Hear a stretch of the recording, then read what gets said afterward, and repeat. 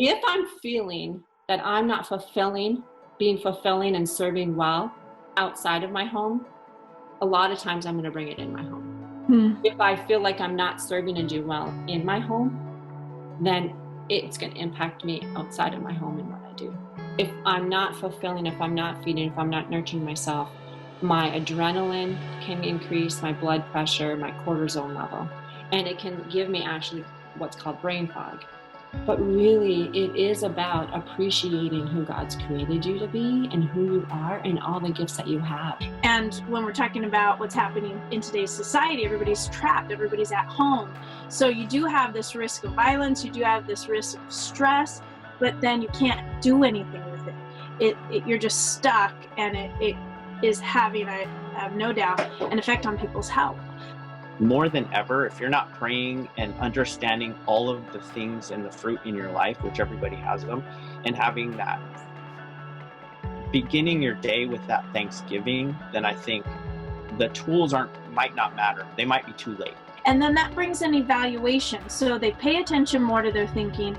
Now they're evaluating. They're not just letting whatever comes into their brain take over. They're taking responsibility that they can look at other ways of viewing it.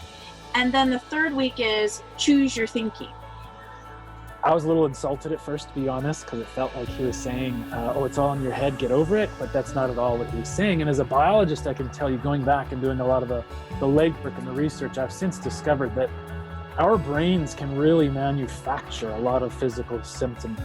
Anxiety, depression, stress disorders, even some of the more serious ones are very common in our marriages. We should expect them in our marriages and look out for them in our marriages, and be very willing to take the steps necessary to overcome them when they do hit us, for the sake of our marriage, for the sake of our own well-being, for the sake of our children, for the sake of our ministry. You know, that was probably the first stumbling block, was how do we set expectations and intention. And so I started sharing my calendar with them and saying, look, today I'm recording from 12 to 1, inclusion in the calendar and inclusion in the business. What I've found is the people that are happiest in life are the ones that have just taken a chance and just reached out and took a chance on something they like doing.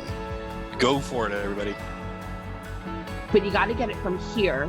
The process of emotionalization is getting it from your head to your heart.